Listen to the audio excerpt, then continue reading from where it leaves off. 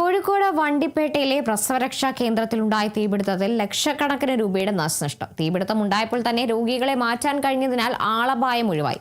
അഗ്നിരക്ഷാ സേനയാണ് തീയണച്ചത്.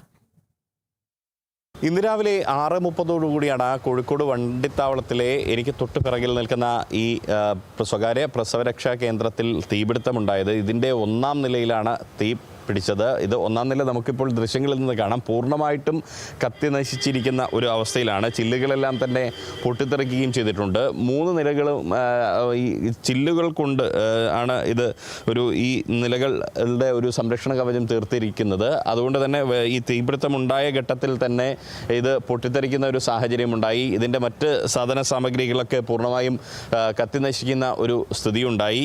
AC-യിൽ നിന്നുള്ള ഷോർട്ട് സർക്യൂട്ടാണ് ഈ തീപിടുത്തത്തിന് കാരണമെന്നാണ് അഗ്നിരക്ഷാസേന പറയുന്നത്.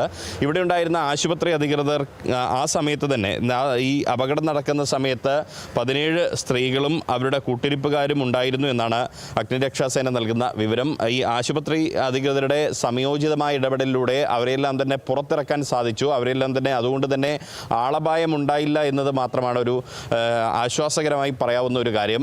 മറ്റ് നിലകളിലേക്ക് പടർന്നില്ല. പക്ഷേ ഇത് ചില്ലുകൾ കൊണ്ട് മറച്ച ഒരു സ്ഥാപനമായതുകൊണ്ട് തന്നെ കനത്ത ചൂടിൽ ഇനിയും ചില്ലുകൾ പൊട്ടിത്തെറിക്കാനുള്ള ഒരു സാധ്യത കൂടി അഗ്നിരക്ഷാസേന ചൂണ്ടിക്കാണിക്കുന്നുണ്ട്. അതായത് പൊട്ടിയ ചില്ലുകളുടെ മറ്റ് അവശിഷ്ടങ്ങൾ ഈ ചൂട് രൂക്ഷമാകുന്ന ഘട്ടത്തിൽ താഴേക്ക് പൊട്ടിച്ചു തരാനുള്ള ഒരു സാഹചര്യം പറയുന്നുണ്ട്.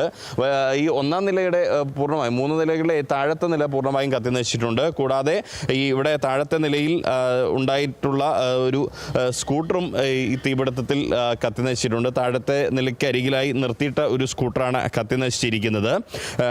വലിയ ലക്ഷങ്ങളുടെ ഒരു നഷ്ടമാണ് സംഭവിച്ചിട്ടുള്ളത്. കൃത്യമായൊരു നഷ്ടം ഇപ്പോൾ കണക്കാക്കിയിട്ടില്ല. ഇവിടെ വിശദമായൊരു പരിശോധന നടന്നതിന് ശേഷം മാത്രമാണ് നഷ്ടത്തിൻ്റെ വ്യാപ്തി കണക്കാക്കാൻ കഴിയുകയുള്ളൂ.